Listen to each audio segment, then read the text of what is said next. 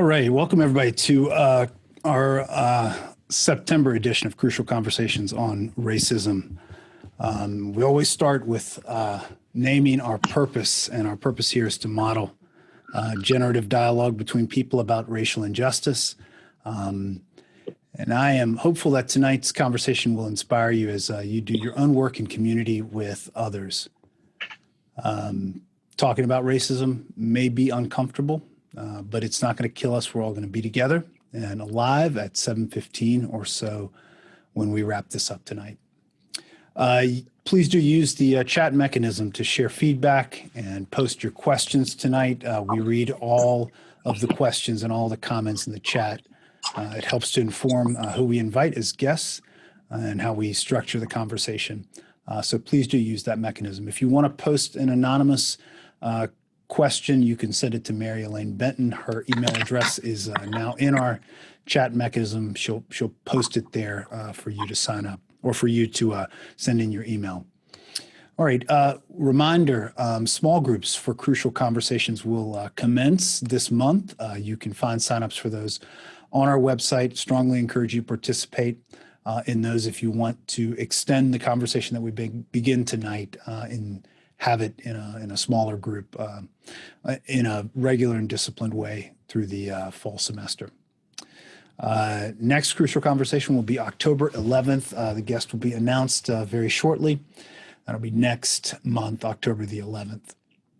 All right, well, let me introduce our guest tonight. Our guest is Jim Schutze, friend of Joe Williams in our congregation. Joe was kind enough to make the introduction to Jim, and so I'm grateful to Joe for doing that. I knew of Mr. Schutze before he knew about me. About a month or so after I got to Dallas in 2019, somebody sent me a link to what they said was a banned book. And they said, be careful with this. Do not share it with anybody. But it's essential reading if you want to understand the politics of race in Dallas.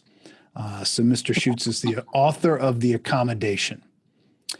He was also a reporter at the Dallas Times-Herald, most recently a columnist at the Dallas Observer. He left the Dallas Observer recently, and he's now at D Magazine. He's received a whole bunch of medals and awards, accolades, tributes. He's been the recipient of the Association of Alternative News Weekly's National Award for Best Commentary, and also Lincoln University's National Unity Award for writing on civil rights and racial issues.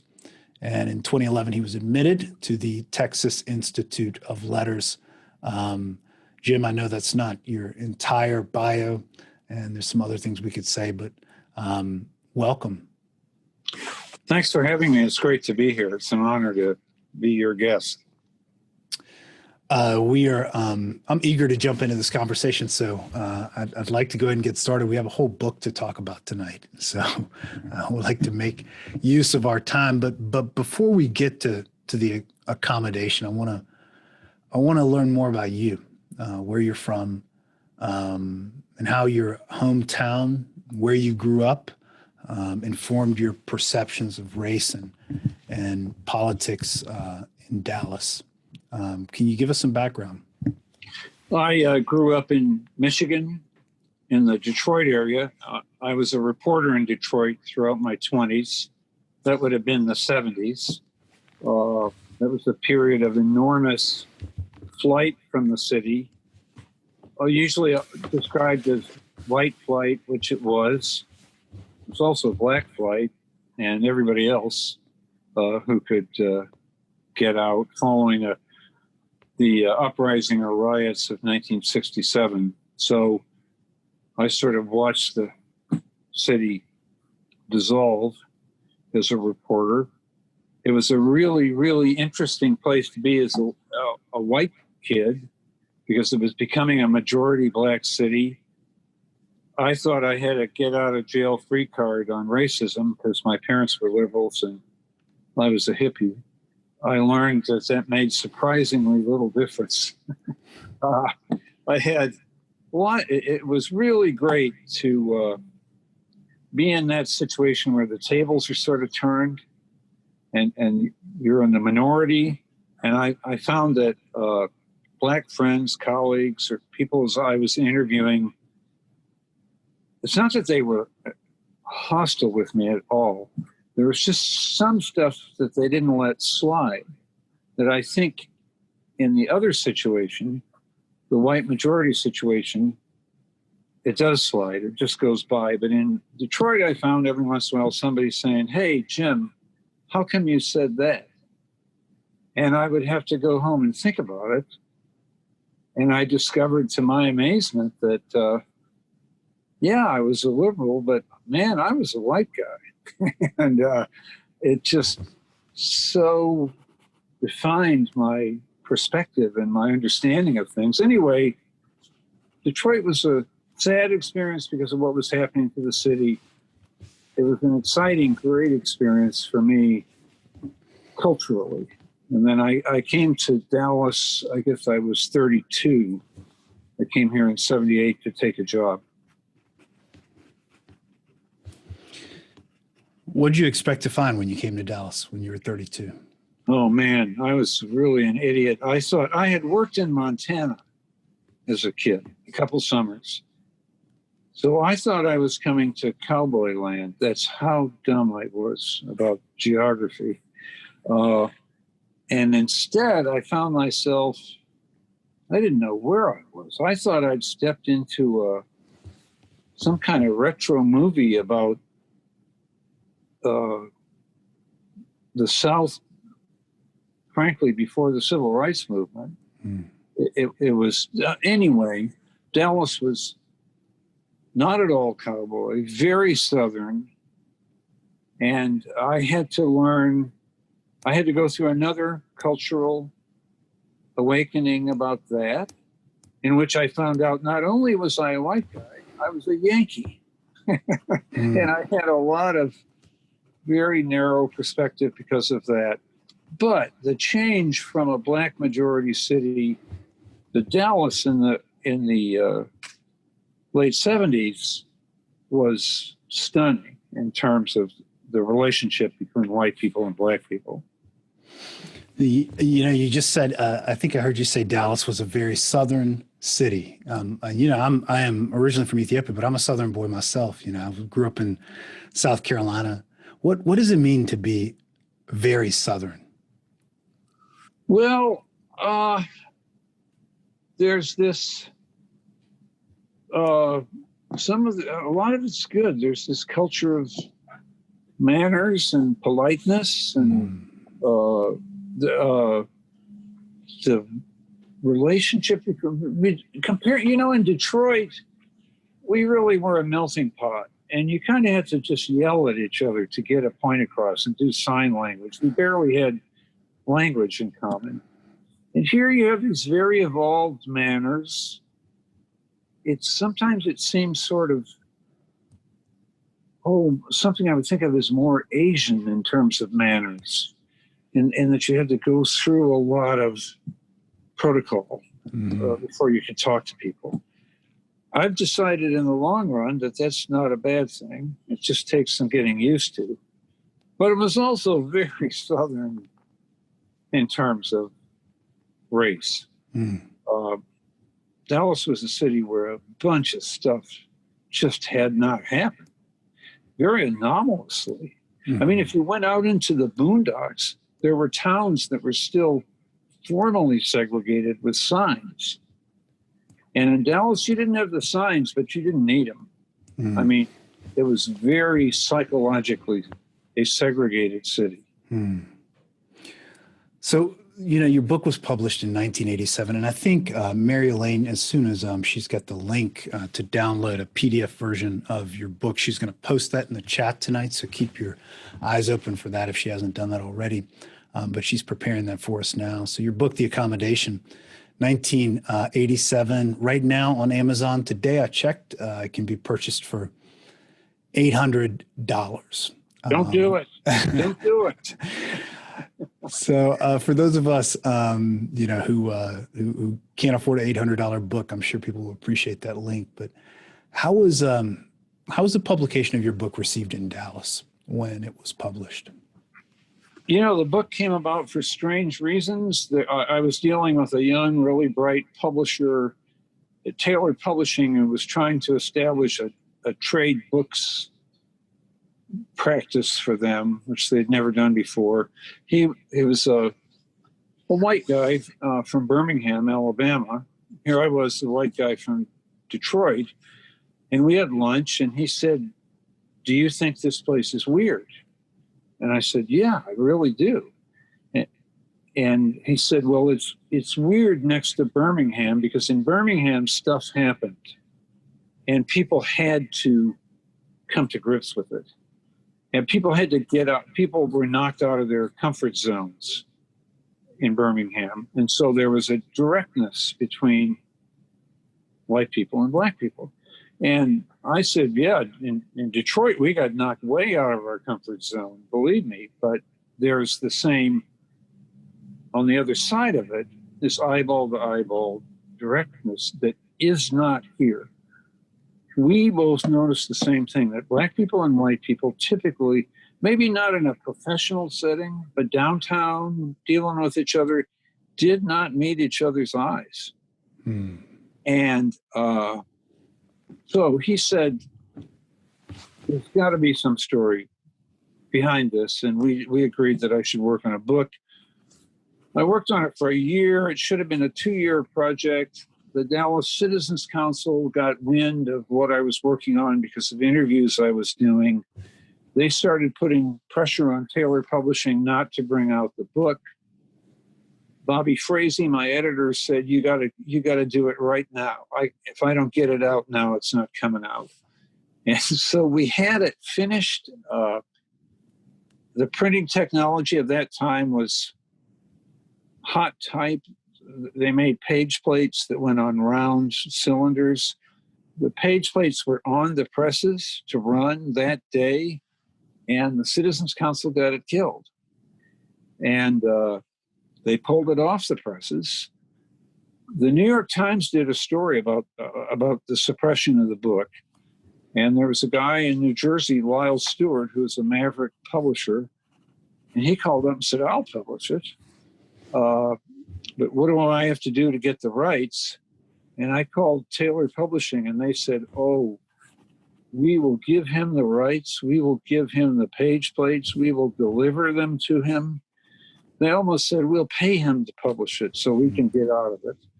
And anyway, he published it in New Jersey. There were 5,000 copies.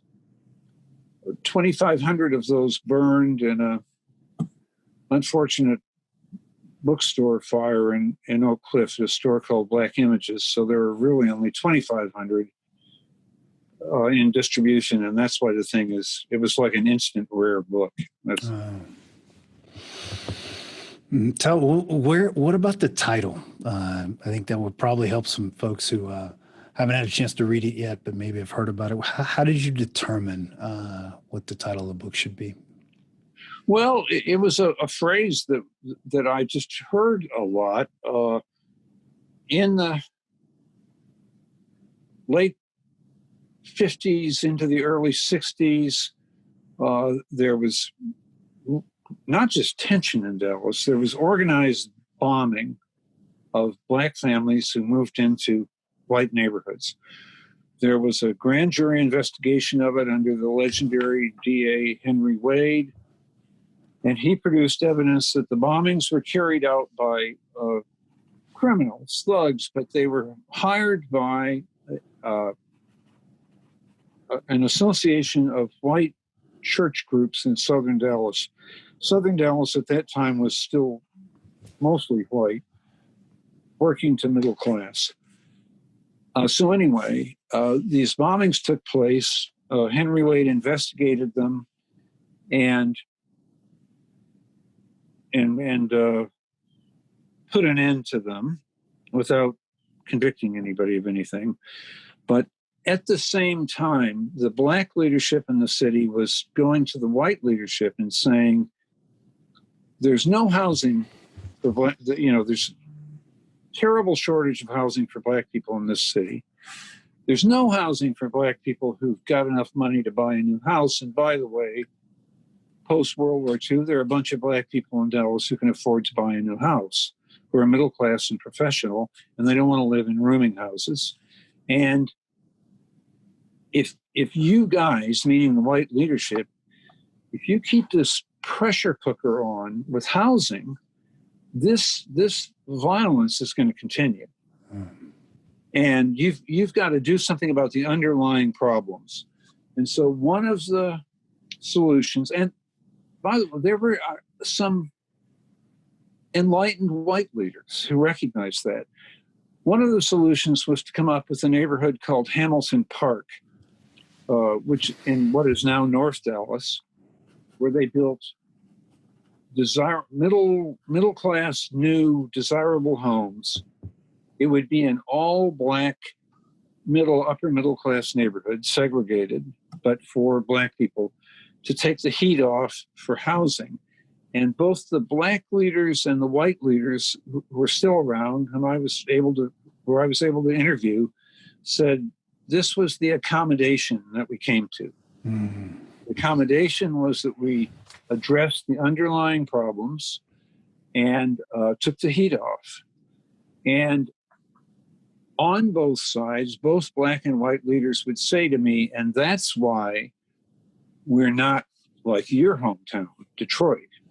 We didn't have that kind of thing. We settled our issues here in a civilized way with this accommodation. You mentioned the Citizens Council. Can you tell us just a little more about that? What happened to it, and where it started, and what role the citizens? Who was it? Who was on it? You know, I had to do some digging, because I assumed Citizens Council to me meant white Citizens Council. That's in the South. There was a movement of white Citizens Councils ginned up specifically to fight integration. The Dallas Citizens Council predates all of that. It was made up of business leaders. They had to be CEOs. All the main companies in town were locally owned companies at that time, and the banks. And the Citizens Council was made up of those business leaders. They take great umbrage if you link them to the white Citizens Councils. So I don't do that anymore. But they were around during the same period. The Citizens Council that I was dealing with in the 80s, when I was trying to get this book out, was not at all what, to be fair about it, not at all what the Citizens Council is today. I mean, the president of today's Citizens Council is Fred Perpall, who's African American. If I may share an anecdote. Please do. When my book came out, I was called to appear before the Citizens Council. And I went, and it was like, I mean, they were up higher than I was in the room, at the end of the room, behind a kind of dais. And I was in a chair, and it was about 6 guys. And they said, they insisted on calling me Mr. Schutze, which is okay. I'll answer to that. And they said, Mr. Schutze, what do the Black people want? And it bothered me so much. This is after these guys had tried to kill my book. I guess a bad side of me came out. And I said, you know, it's really hard to tell people's ethnic backgrounds by how they look in this world, because we're so diverse. I just want to make sure we don't have a misunderstanding here. I said, you know, I'm not Black. and they stared at me and said, we know that. And I said, okay, my advice would be, and I can give you a list of names, that you ask some Black people what they want.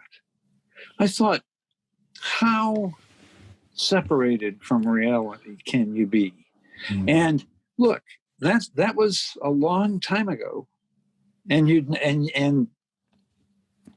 I think the Citizens Council has changed as much as I have since then. At the time, that was the sort of the locus of power in Dallas, correct? I mean, in the 50s, 60s, 70s. Yes. It's where decisions were made. This is before city council existed. Yeah, it's the city council was at large, and the Citizens Council named a slate, the mayor and the people who would run for all the council positions, and the Citizens Council slate always won. So the Citizens Council chose the mayor and all the council members. And then we had the city manager, which we still have, who clearly worked. I don't know if the city manager in those days even talked to the city council. The city council was like a ceremonial body. Yeah. And the city manager talked to the hired CEO of the Citizens Council. The Citizens Council told their CEO what the deal was in town that week. And then he called up the city manager and said, here's the deal. And the mayor and city manager had precious little to do with what happened. You start the book reporting on how the fear of violence was this primal force in the politics of race in Dallas. And, I've heard it said, I think you just mentioned it as well. I've heard it said often that Dallas never experienced the kind of violence, that large cities did during the civil rights era. So can you talk more about how the fear of violence can be as destructive or was as destructive in Dallas as violence itself? Well, the big reveal to me when I started going back through the Dallas newspapers, both the downtown white newspapers and the community African-American newspapers on microfiche at the library, I had been told we never had violence in Dallas. There was never any violence here. So I go back through the 60s. It's not funny. It was just such a head slap. I went back through the newspapers for the 60s and 50s, and they're full of violence. People getting bombed in their houses. That's pretty violent. What neighborhood? What neighborhood did because you begin with some specific bombings, and what neighborhood was that? Those neighborhoods were on Hatcher Street. It's old South Dallas, south of Fair Park. That was still a white working class neighborhood. Okay. And they were spread around a little. But what I also found was that there were old style Klan-like attacks on Black people's houses where people would just come and shoot in the house. And Black homeowners came right back out on the lawn and shot back. There were a lot of disturbances over segregation on the bus. I grew up with this story that segregation on the bus ended when the one lady decided she wasn't going to the back of the bus. There were repeated incidents in Dallas, and it had to do with this sign. They moved up and down on a wire on the bus for where Black people could sit. And when they were headed toward the Black neighborhood through the white neighborhood, there'd be lots of white people on the front of the bus. And the sign would be behind them. Then they'd get off. And Black people and Black women who'd been working all day were standing in the back of the bus. And they would say to the bus driver, move the sign back up so we can sit. And sometimes the bus driver wouldn't do it. There were buses. There were many riots over it. Mm-hmm. And it was interesting how the newspapers described it. The Morning News was the conservative paper, and the Dallas Times Herald was more working class. So the Morning News would say, nothing happened last night. reports of 18 police cars gathering at such and such a street were false, and there were no fires. And then the Times Herald would have details. Contrary to reports last night, 7 police cars were not set on fire, and 28 people were not taken to jail, and so on. And so, then you read the community newspapers and you find out what did happen. So the point was, there was this constant violence, a terroristic violence. And if we read, I also read for that book the bulletins that the Freedmen's Bureau sent back to Washington during Reconstruction, which are just chilling. And so what you see is an unbroken chain of terror from slavery through Reconstruction, through the Klan running the city through the 20s, up into the 50s and 60s.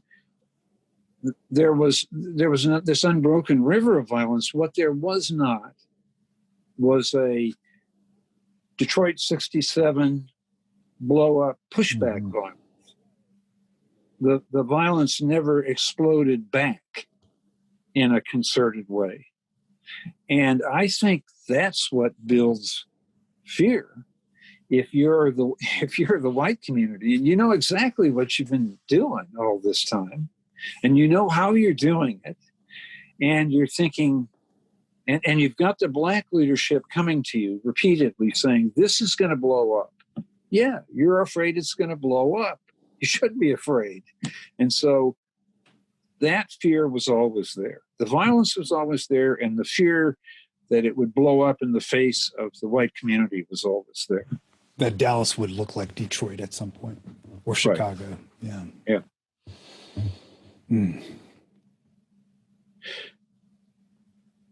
I can say that the inspiration immediately for the book, I'd forgotten this.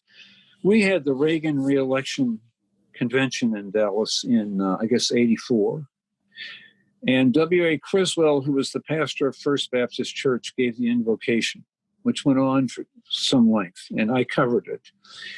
And it was all about how the corrupt cities of the North were beginning to die and decay, and it had a lot to do with their being sinful, and that Dallas was a virtuous city and a Christian city, and that Dallas was booming. But there was a very clear message that this had to do with the fact that Dallas had always kept the boot on the neck, that Dallas had never allowed the kind of pushback that had happened in other cities. And what Bobby Frazee, my editor, and I talked about at lunch was, that's the wrong lesson. You don't get out of this. You don't get out of the course of history. If you've been able to put it off, and if you've been able to avoid some terrible, look, the riots are terrible. People die and they have an awful effect on the community. It takes decades to go away. I wouldn't wish a riot on anybody, but if you've managed to avoid it, you want to start right away thinking how you can accomplish the same amount of progress without a riot. You don't. Criswell's message was, the country should go back. The country should take Dallas as its model and return to the period before the uprisings in the North, when the white people had things under control. And at that time, I mean, First Baptist Church in Dallas was the largest church in the Southern Baptist Convention, I believe, right? Yes. You talked about a speech that we'll pass on from that. What about the media in Dallas? You mentioned already Dallas Times-Herald, Dallas Morning News, and two versions of the same event might come out, and so people might be dealing with two sets of facts, as or how did how were the divisions that you're talking about now exemplified in the media here in Dallas? The morning news was much more conservative and had a history of inflammatory conservatism leading up to the Kennedy assassination. And there are at least one author who wrote about the assassination, blamed it on the morning news. I don't know how fair that was. The Times-Herald was a more liberal paper that was read by, it had a large black circulation. But you know what's striking? A friend of mine just went to was at a garage sale. I don't know what he was doing at a garage sale in these times, but he was there. And he brought me a copy of my newspaper, the Dallas Times-Herald, from 1969. It was a Sunday paper, pretty yellowed, you know. And my wife and I met her at the Times-Herald. We both worked at the Times-Herald. So we looked through it. And what's one forgets, even though we were in the business, is that there were no black people in that paper anywhere. In the news, in the weddings, in the editorials, in the real estate section, there were no black faces in that newspaper. So even though it's kind of like what I had to learn about being white in Detroit, even though the Times-Herald was incrementally measured, you know, we were more liberal, less conservative than the morning news. Both of the big dailies were white newspapers, complete. I'm going to turn to a comment and a question that just came in in our chat from Will Pryor, one of our elders here at the church. And Will says that notes that your book was profound and turned his head. And he says he remembers especially the history that included Eddie Bernice Johnson and her leadership. And so he asked a question that I'd love to hear the answer to as well. Can you describe some of the black leadership and how their ideas evolved? And I'm guessing Will intends for you to respond to the question in terms of maybe somewhere between the 60s and the 80s. Sure. Yeah. Congresswoman Johnson was a really interesting interview. She came to Dallas, I guess, late 50s as a visiting nurse from Waco. And she was shocked by the degree of segregation in Dallas compared to Waco. And I've heard that from a lot of people who came to Dallas from other parts of Texas. In the Dallas stores downtown, I think that Eddie has, whether she was a visiting nurse or a congressperson, has always had a certain eye for fashion. And she went downtown to buy a hat. And in the Dallas stores, she could have her head measured, and then she could look at hats that were that size. But if a hat touched her head, it could not be sold to a white person. Mm. So it was that kind of really aggressive, insulting, mean-spirited segregation that she ran into, and it made a mark. The leadership, the wave of leadership that would have been pre-Eddie Bernice would have been people more like the late S.M. Wright of People's, I think his church was People's Baptist. And S.M. was the old style accommodation leadership. He was hostile to MLK Jr. when he came to town. Saw him as, there was a split in the black church between assimilationists and separatists. And Dallas was very much a center of the anti-assimilationist feeling in the church. S.M. Wright was very much the spokesman for that feeling that segregation is not desirable. It's not what we want. And, he continued to have great sway into the time, into the late 80s. We had a brand new publisher at the Times Herald. S.M. Wright was really mad at me because I wrote something saying that he was hostile to MLK Jr. And he came in with some allies to speak to the publisher. I was in the meeting. This publisher was a new guy from New York. And SM said to him, "You owe us, you people at the white newspapers owe us because we kept the civil rights movement down." So the publisher said, "I have to speak to Mr. Schutze in the hall for a minute. Do you mind if we take a break?"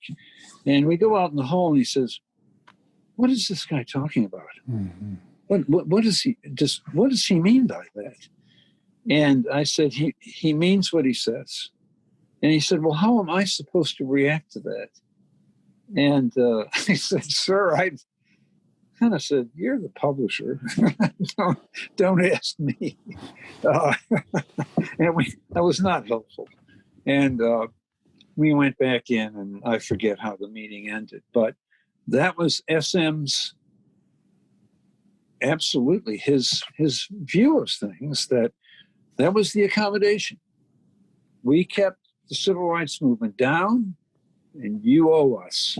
And you don't make trouble for us in our community by having this little Yankee hippie columnist outing me for being on the wrong side of MLK Jr.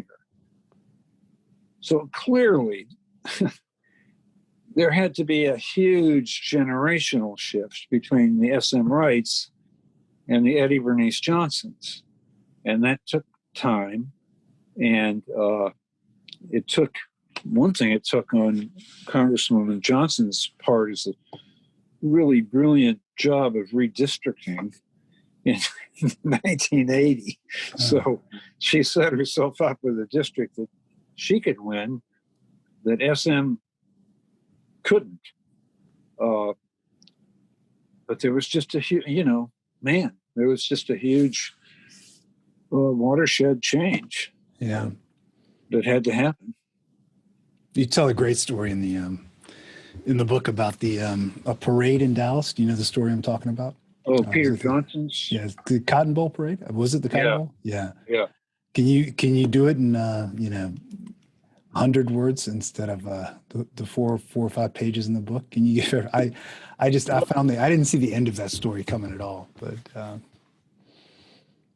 the city was using eminent domain to seize property all around Fair Park. They had a white paper from the arts community saying that they wanted to, quote, remove the Negro shanties from the entryway to Fair Park.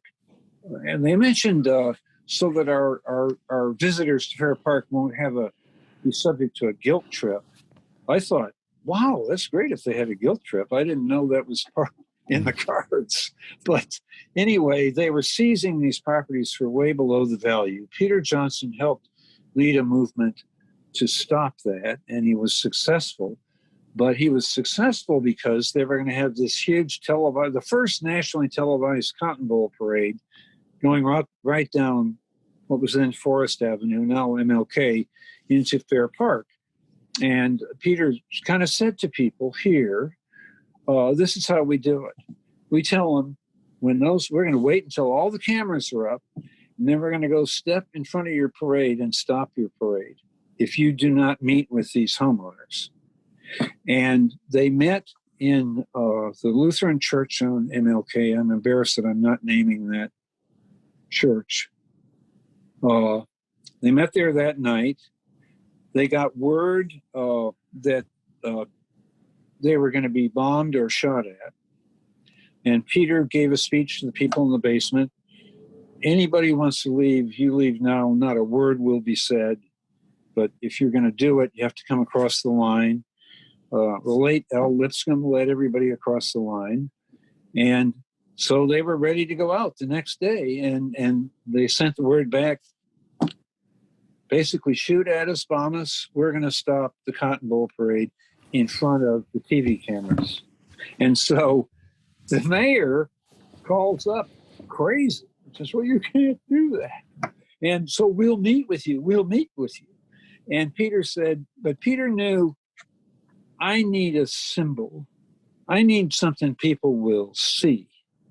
So he said, fine, you'll meet with us, but I want Al Lipscomb in the convertible with you in the parade, or we're going to stop the parade. And so he was in the convertible. Al did a great, I think Al was born with the parade wave, the Queen Mary parade wave. And went down the street, and Peter said it just was so moving to him to see the Black community out there lining the street, looking at Al in that car and saying, we did this, we changed this. And it wasn't an accommodation. It was, we're going to blow up your parade. So it was, it was really an important moment. Yeah. Is there anything you would have changed if you could go back and, if you had more time, if you had 2 years instead of 1 to get the book done? Anything you got wrong that you wish you'd had more time to look closely at? Yeah, I left out a lot of very important people. Rabbi Levi Olin at Temple Emmanuel was really important. There were a number of church leaders in the Methodist and Presbyterian churches who were important. There's a part of it I sort of still wouldn't know what to do with. And that was that after the book came out, I spoke to every Black community and church group in Southern Dallas. I spoke to no white groups. I wasn't invited. The most common reaction I got from Black groups was, we heard about your book, how they suppressed it. We thought, man, this guy is going to really lay it out there. He's going to get the skeletons out of the closet. And people said, we knew all that stuff. You didn't tell us anything in your book that we didn't already know. And I had to say, well, okay, the white people didn't know it. And they still don't know it. Because, Reverend Criswell told the church on his radio program, told First Baptist that the book was pornography and that they were not to read it. And I think my mother was the only white person in North Dallas I knew who read it. I found it in one bookstore in North Dallas, but it was in the hotel and motel section. I asked the guy, what's it doing over there? He said, well, it's about accommodations, man. It's called accommodation. I think when he looked at it and he looked at me, I think that book was no longer on the shelves. But I do think there were a lot more people involved in the struggle in Dallas than I got to. It was a bigger picture than what I saw. Mm. One of the people that you mentioned in your book is Stanley Marcus, and he's this towering figure. He just keeps popping up, in your book at important moments when, change needed to happen or a movement needed to begin or, some common sense needed to be injected into a conversation. So tell us more about him and what he did to advance racial justice, civil rights here in Dallas. I had multiple interviews with Stanley Marcus, I think because he was worried about me. He kept calling me back to have another look at me. Right. But he had amazing stories to tell. In the 50s, there was a right-wing movement to have all abstract art removed from museums. The conspiracy theory was that abstract art was a communist plot to drive people crazy. And I think it might have been working on me. And back then, I didn't totally get it. But all the artists they chose to target were Jews. So what they weren't saying was it's abstract Jewish art that we want rid of. And they focused especially on Stanley Marcus because he was president of the Dallas Museum of Art, and he was the proprietor of this big famous store in Dallas. And they told him, we're going to picket your store if you don't take the paintings out of the museum. And he said, bring it on, give it your best shot. There was some picketing. Obviously, none of the pictures got taken down, but it gave him a very close look at these people, at this element.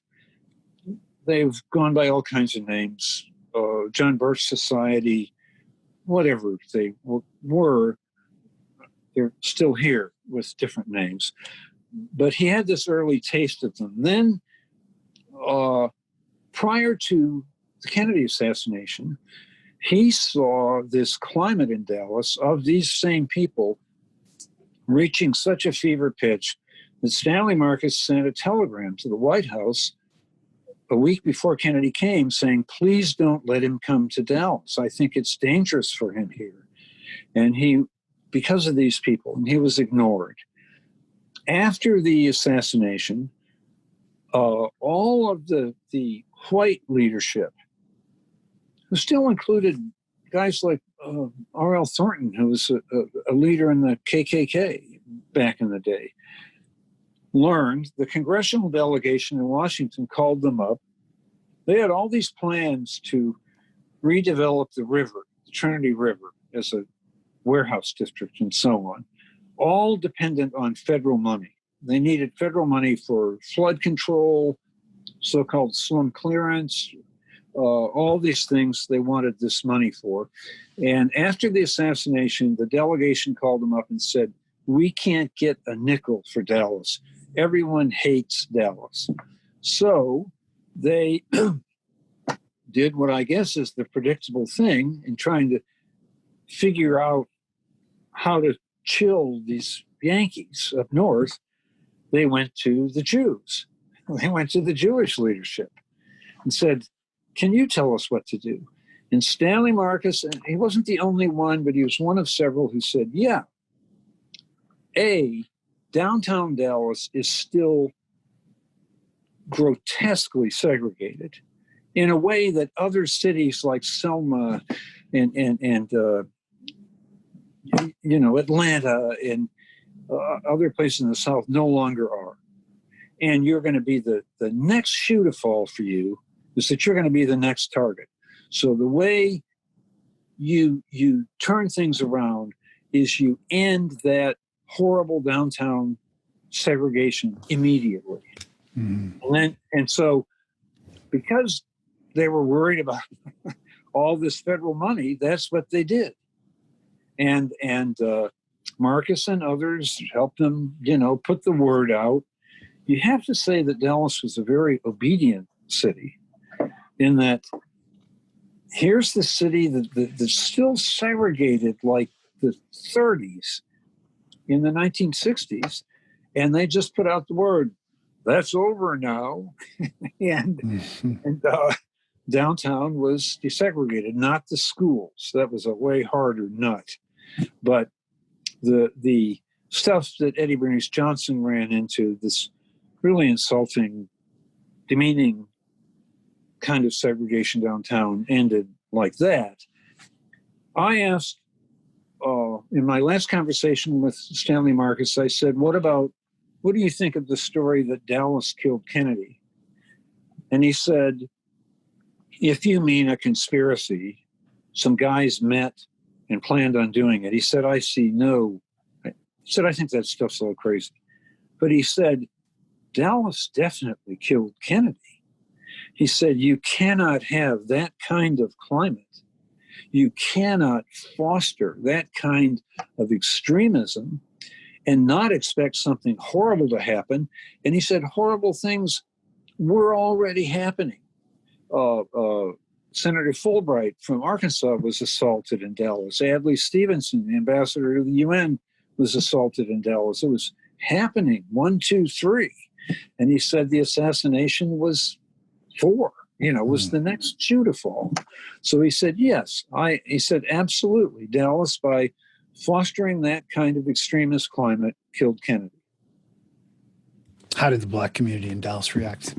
You mentioned this in your book, and talk a little bit about the way the Kennedy's assassination affected Black people in Dallas emotionally. Can you talk a little more about that? I wish that I had worked more on that. All I know is from interviews with people who were there that there was just this terrible, terrible grief, but also a horrible sense of almost, this had to happen. Sure, we were starting to think, here's a white guy who maybe gets it. Here's a change. And of course, this is what happened. And so there was a horrible cynicism, a mixture of grief and cynicism.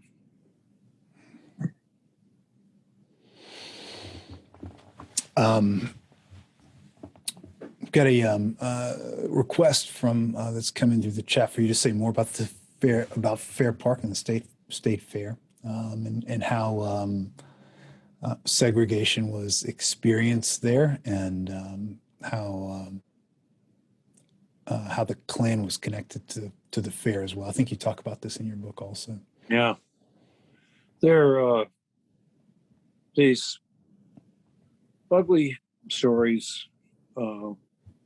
I love the fair, but its history is just full of cruelty. And the fair was all white until finally the Black community succeeded in persuading the fair to open it for one day to Black people, which they called Negro Achievement Day. And Black people were able to go on that day. I've heard wonderful stories of Black kids in South Dallas who figured out a tunnel system through the storm sewers. And they figured out after the fair was sort of technically legally integrated. This is post Negro Achievement Day, when Black people supposedly could go any day, but they just, the Black kids couldn't get in through the gate. So they figured out this underground system of getting in there. And I talked to a guy who did it, and I said, why was it so important that you would crawl through storm sewers to get into the state fair? I mean, was this just like you were making a statement?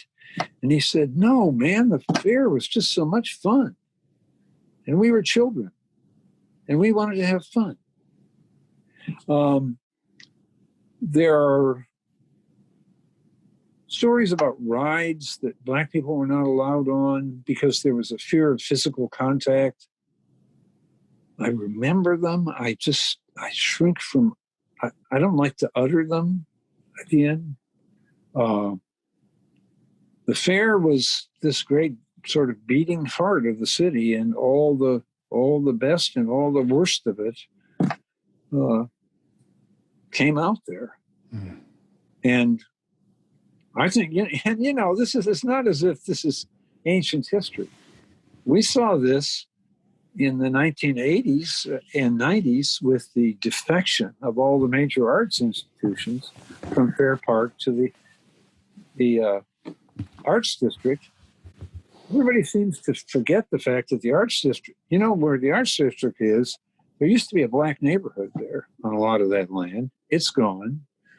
And explicitly, the purpose for moving the institutions from Fair Park to the Arts District was so that the white people who went to the institutions wouldn't have to drive through South Dallas. In the documentation.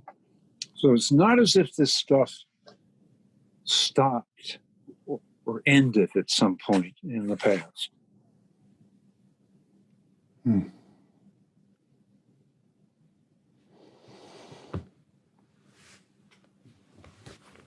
What do you say? I mean, what do you say to people who might be watching this and just wondering, like, why bring up all this stuff?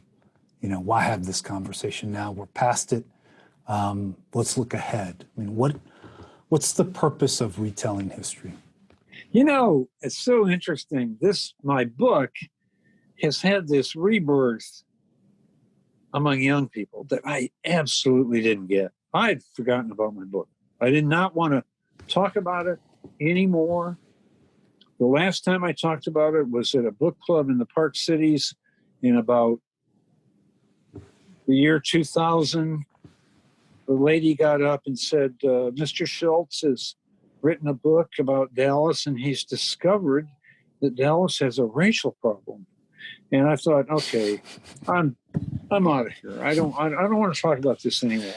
Then about 2015, that recently, maybe 2010, all these young people start reading it in the PDF version online. And I just absolutely didn't get it. So I started talking to them and saying, why do you care about this book? And they said, oh my God, we have this segregated city. We have this messed up relationship between white people and black people, and no one ever told us why. It was just here. It was like this mystery. Why is it like this? And they said, this helps so much just to know where it comes from. And I think knowing the process is healing. Hiding it is not. Man, does it not ever heal the wound. But I think, the other thing is this. The fear of people my age is that if you bring it up, we're all going to start screaming at each other. And actually, that does seem to be what people my age do. I think half the people I know are crazy who are my age anyway. But I don't find that among young people at all. They can talk about this stuff eyeball to eyeball with interest, and they can do it productively. I'm not exactly sure what their secret is. They're from a different era, but it doesn't cause bad feeling for them to go back over the history. It seems to bring them together.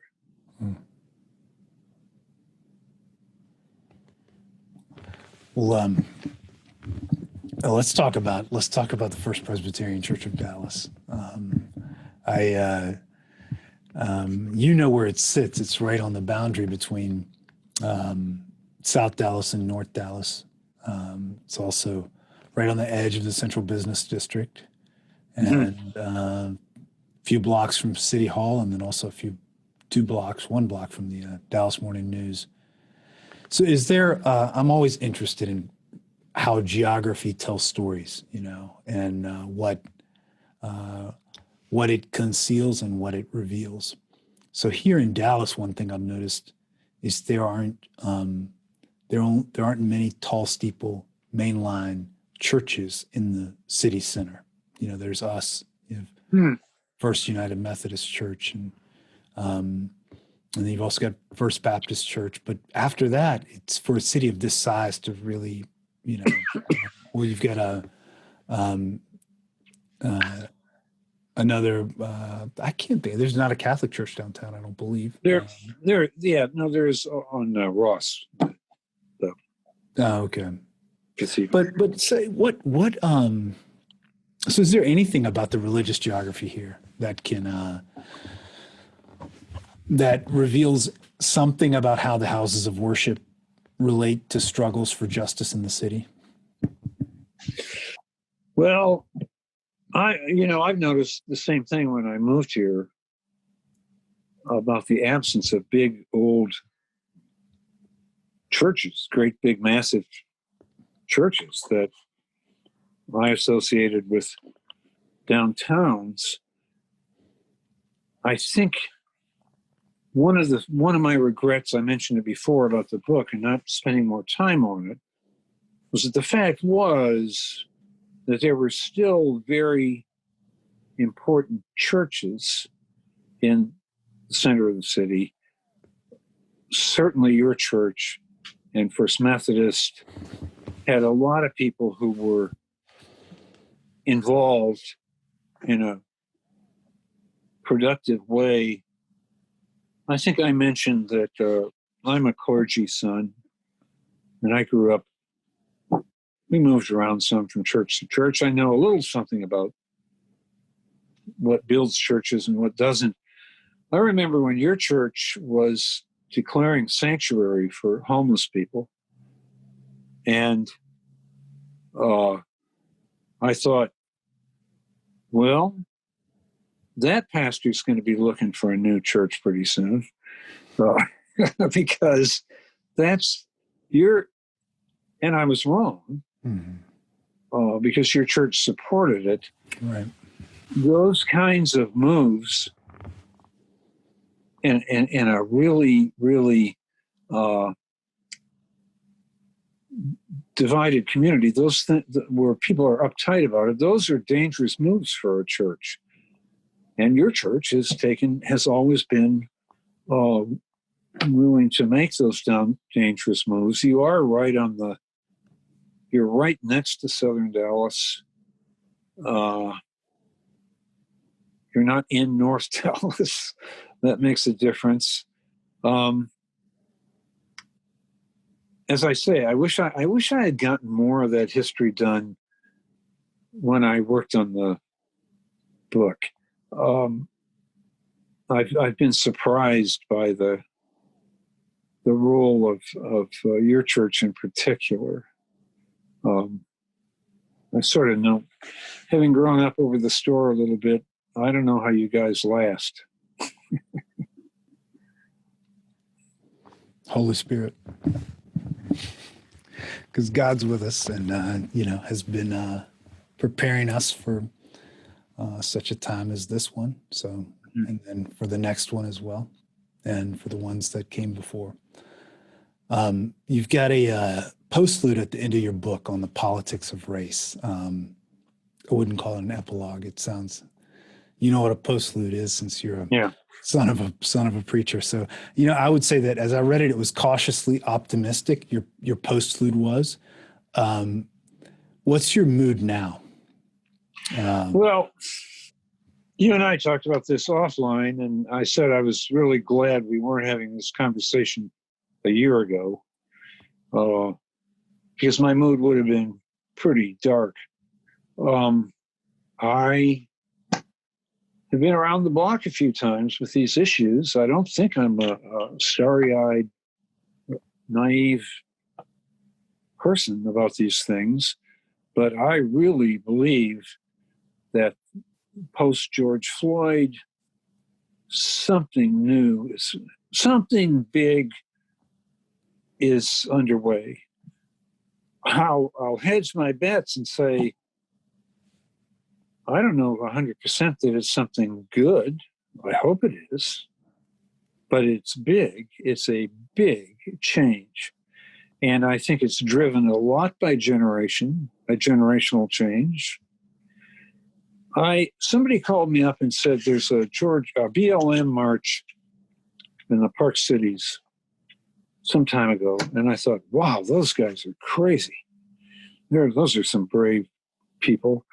And I looked it up online, and I looked and I thought, those are Park Cities people marching.